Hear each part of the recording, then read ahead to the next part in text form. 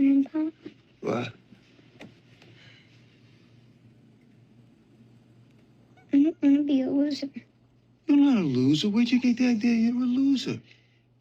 Because Dad hates losers. Whoa. Back up a minute. You know what a loser is? A real loser is somebody that's so afraid of not winning, they don't even try. In a world obsessed with winning, being on top, and success above all else, Little Miss Sunshine reminds us that it's okay to fail, because perfection doesn't bring the fulfillment we think it will. The real beauty of life lies in genuine connection and embracing our imperfect selves. This film will simultaneously make you laugh and cry, touching on everything from chasing your dreams to failure, family dynamics, grief, and beauty standards. And it remains one of my favorite films to this day for those very reasons. It was nominated for 4 Academy Awards at the 79th Oscars in 2007, including Best Picture. The narrative and themes speak for themselves, but a lot of what makes the film's flow and pacing so effective is the editing. Editor Pamela Martin is a trailblazer in the industry. In a field dominated by men, she has earned 2 Academy Award nominations for Best Film Editing, and brings a deep emotional intelligence to the storytelling and pacing of this film.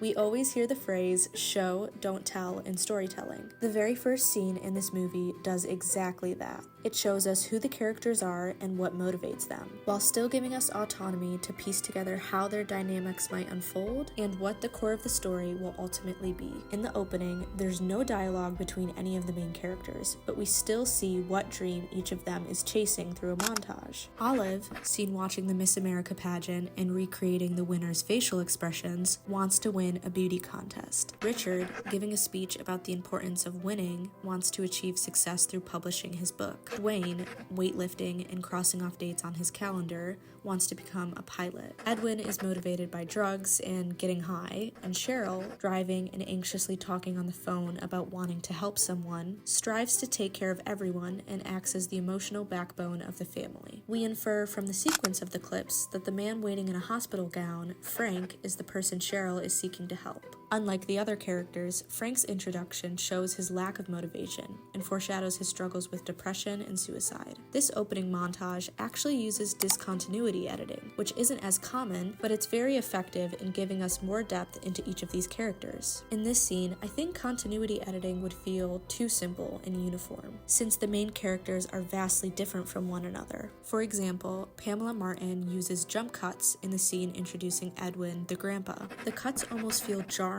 and fidgety, reflecting how he may feel and the fact that he is on drugs. In the span of only 4 minutes, this opening does a beautiful job of introducing the main characters and building a mystery around them.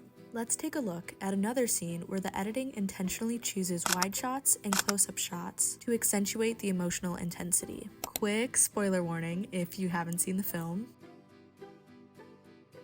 After Edwin passes away, Olive brings up some important questions about her grandpa and what happens after death. We start the scene with an establishing shot of the car on the highway, with Olive's dialogue beginning before the shot is fully on her. We then cut from the exterior of the van to Olive as she asks, Dad? Yeah, hi. What's gonna happen to Grandpa? Then, we cut to a reaction shot of the dad, who's clearly reflecting on the question. To represent his longer thought process, we cut back outside of the car, creating visual distance that gives both the audience and the dad space to reflect. Then we cut back to Olive inside the car as she asks Frank another question. Do you think there's a heaven? It's hard to say, Olive. I don't think anyone knows for sure. I know, but what do you think? Well, I think there is one. you think I'll get in? Yes. You promise? Yes.